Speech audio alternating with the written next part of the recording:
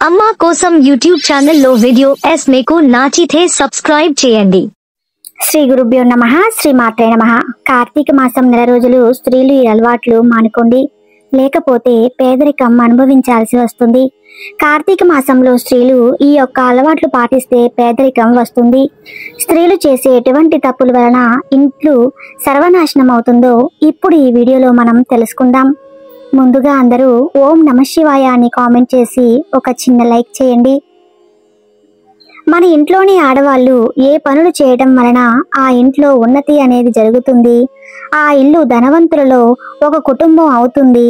స్త్రీలు ఎటువంటి పనులు చేయటం వలన ఆమె భర్త తొందరగా కోటీశ్వరుడు అవుతాడు. ఎటువంటి పనులైనా సరే స్త్రీల యొక్క ఎటువంటి అలవాట్లు కోటీశ్వరుడుగా ఉన్న తన భర్తని రాత్రికి రాత్రే రోడ్ల మీదకు తీసుకువస్తాయి. దానితో పాటుగా స్త్రీలు ఇంట్లో చేసే చిన్న చిన్న తప్పులు పేదరికం అనుభవించేలా చేస్తాయో, అలాగే ఇంటి యొక్క సుఖ సమృద్ధులు అనేవి ఆ ఇంటి స్త్రీ పైన ఆధారపడి ఉంటాయి అని మన శాస్త్రాలు చెప్తున్నాయి. ప్రాచీన కాలం నుండి కూడా ఇంటి కూతురుని, కోడల్ని లక్ష్మీ స్వరూపంగానే చెప్పారు పెద్దలు. ఎప్పటి నుండో చెబుతున్న విషయం ఏమిటంటే, స్త్రీ ఇంటిని కావాలంటే స్వర్గంగా మార్చగలదు, లేదంటే అదే స్త్రీ ఆ ఇంటిని నరకంగా కూడా మార్చగలదు.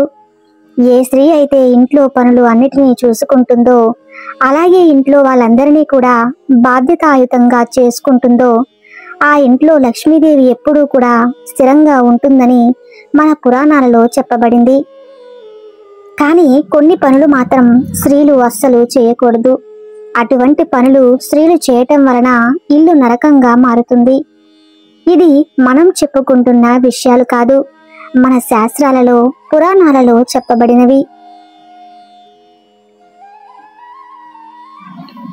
ఇంటి కూతురు అలాగే కోడలు గురించి కొన్ని విషయాలు మన శాస్త్రాలలో చెప్పబడ్డాయి కాబట్టి వాటి ఆధారంగానే సంతోషంగా ఉన్న కుటుంబం నరకమయం అవుతుంది.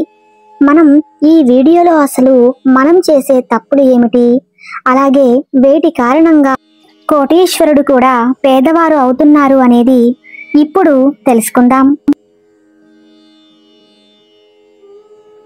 స్త్రీలు జుట్టు పొడవుగా ఉండటం అనేది చాలా ఎంతో సంతోషకరమైన విషయం. కానీ స్త్రీలు జుట్టుని ఎప్పుడూ కూడా నడుము కన్నా కింది భాగం వరకు అలా వదిలేయకూడదు.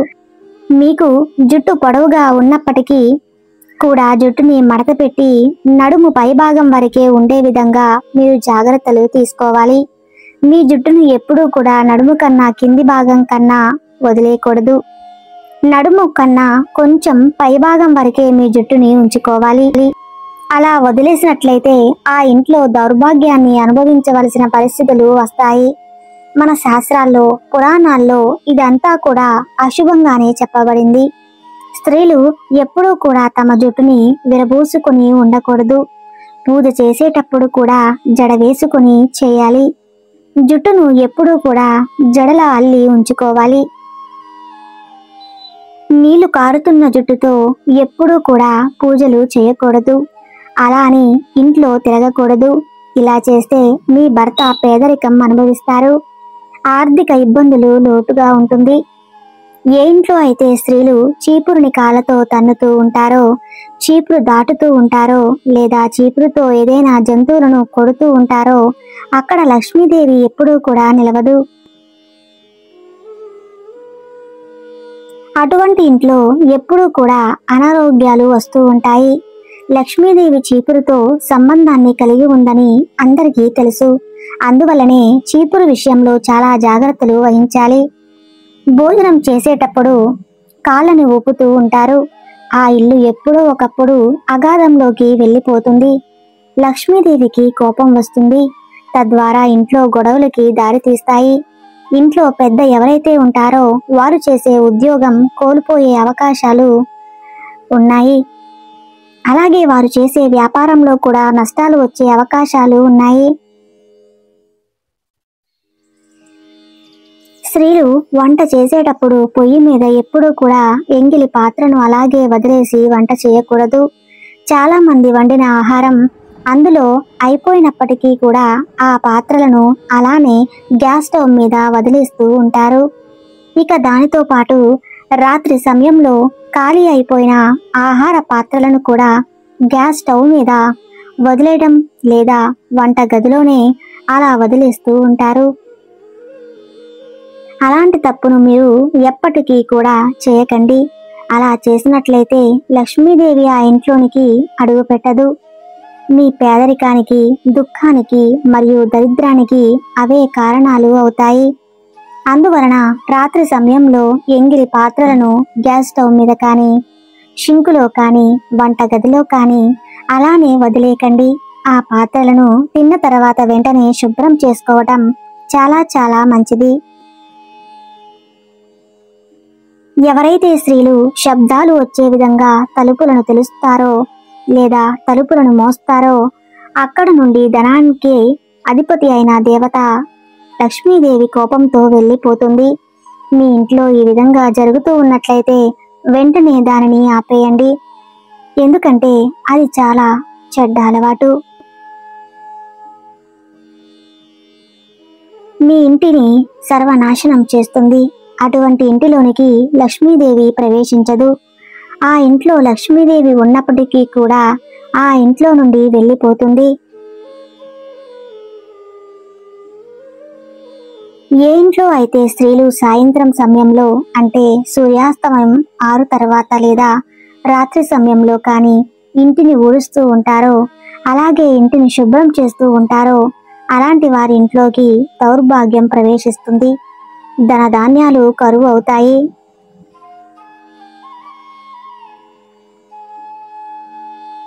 కాబట్టి ఇల్లు సాయంత్రం 5 గంటల కల్లా ఊడవటం అలవాటు చేసుకోవాలి. ఏ ఇంట్లో అయితే స్త్రీలు అర్ధరాత్రి వరకు నిద్రించరో అది కుటుంబంలో అందరికీ కూడా అశుభంగానే చెప్పబడింది. వారి అసహనానికి కారణం అవుతుంది. కార్తీక మాసంలో ప్రతి ఒక్క స్త్రీ వేకువజామునే లేచి బ్రహ్మ ముహూర్తంలో దీపారాధన చేయాలి. లేకపోతే దరిద్ర దేవత మీ ఇంట్లోకి ప్రవేశిస్తుంది.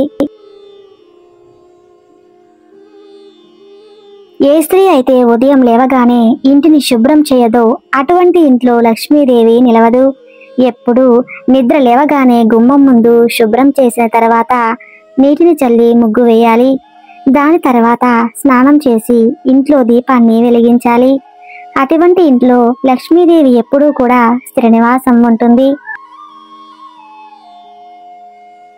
స్త్రీలు అపశబ్దాలు మాట్లాడడం కానీ గట్టిగా మాట్లాడడం కానీ చేసినట్లయితే అది కుటుంబానికి శాపంలాగా మారుతుంది.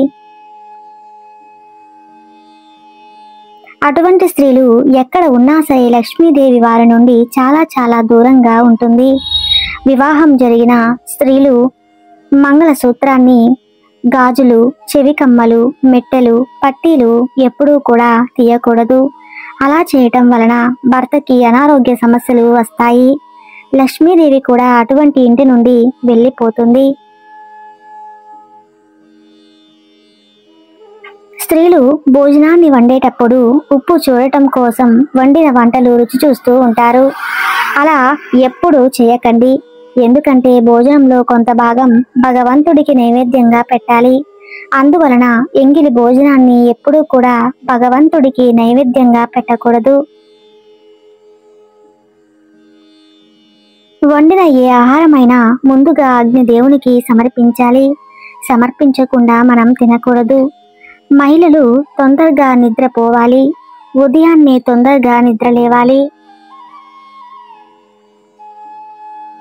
ఎవరైతే స్త్రీలు నిద్రపోవడానికి ఎక్కువగా సమయాన్ని కేటాయిస్తూ ఉంటారో అక్కడ రాహుకేతువులు ఇంకా శని గ్రహాల యొక్క దృష్టి పడుతుంది.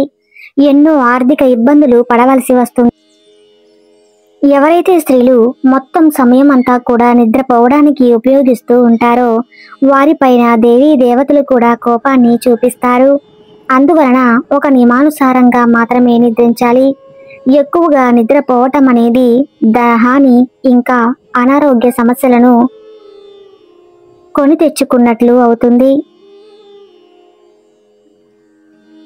రాత్రి నిద్రపోవడానికి మంచం మీదకు వెళ్ళిన తర్వాత నకారాత్మకమైన విషయాలు అస్సలు మాట్లాడకూడదు. మీరు చెడ్డ మాటలు మాట్లాడడం వలన ఆ నకారాత్మక శక్తులు అనేవి ఆకర్షింపబడతాయి. అవి మీ కలలోకి వచ్చి మిమ్మల్ని ఇబ్బంది పెడతాయి. నిద్రించే ముందు ఎప్పుడూ కూడా మనసులో మంచి ఆలోచనలతో నిద్రపోవాలి. దాని వలన మనకి అనుకున్న పనులు పూర్తయి మంచి ఫలితాలు అనేవి లభిస్తాయి. మంగళవారం, గురువారం, శుక్రవారం, శనివారం రోజులలో ఎంత తొందరగా కుదిరితే అంత తొందరగా నిద్ర లేచే ప్రయత్నాన్ని చేయండి. ఎందుకంటే శాస్త్రాల్లో చెప్పబడిన ఆధారంగా ఈ రోజులలో ఆలస్యంగా లేచే వారిపైన సమస్త దోషాల ప్రభావం చూపిస్తాయట. అందువలన ఈ రోజులలో మీరు చాలా తొందరగా నిద్రలేవాలి. ఎవరైతే స్త్రీలు దక్షిణము లేదా తూర్పు వైపునకు తల ఉంచి నిద్రపోతారో అలాంటి వారి కుటుంబం అంతా కూడా ధన ధాన్యాలతో నిండి ఉంటుంది. ఆ ఇంట్లోనికి అష్టైశ్వర్యాలు మరియు ఒక సంతోషకరమైన జీవితం సమృద్ధిగా వస్తాయి. భర్త బయటకు వెళ్ళిన వెంటనే తలుపులు వేయడం, ఇల్లు తుడవటం వంటి పనులు అస్సలు చేయకూడదు. పాచిముఖంతో పొయ్యి వెలిగించి వంటలు వండటం వంటివి, శుభ్రం చేయకుండా నిద్రించడం లాంటివి అస్సలు చేయకూడదు. పాచిముఖంతో పొయ్యి వెలిగించి వంట వండటం వంటివి, శుభ్రం చేయకుండా మనం నిద్రించడం వంటివి చేయకూడదు. తల కిందులుగా బట్టలు మడత పెట్టడం వంటివి చేయకూడదు. భర్త పని మీద బయటకు వెళ్ళినప్పుడు భార్య కోపం తెచ్చుకోవడం లేదా వాదించడం వంటివి చేయకూడదు. ఇంట్లోని వారి మీద చీటికి మాటికి అరవడం, కోపగించుకోవటం, కన్నీరు పెట్టుకోవడం వంటివి అస్సలు చేయకూడదు. అలాగే భర్త బయటకు వెళ్తున్నప్పుడు చేతులకి గాజులు, నుదురికి బొట్టు లేకుండా భర్తను సాగనంపడం అస్సలు చేయకూడదు. భర్త బయటకు వెళ్ళగానే బియ్యం, ఉప్పు, చింతపండు, పసుపు మరియు పంచదార లాంటివి అప్పు ఇవ్వడం లేదా అడగడం అస్సలు చేయకూడదు. ఈ కార్తీక మాసంలో ఇలాంటి తప్పులు అస్సలు చేయకండి. చేస్తే మీరు ఆర్థిక ఇబ్బందులు పడవలసి వస్తుంది. ఈ వీడియో గానీ మీకు నచ్చినట్లయితే తప్పకుండా లైక్ చేసి మన ఛానల్ని సబ్స్క్రైబ్ చేయండి. ధన్యవాదములు.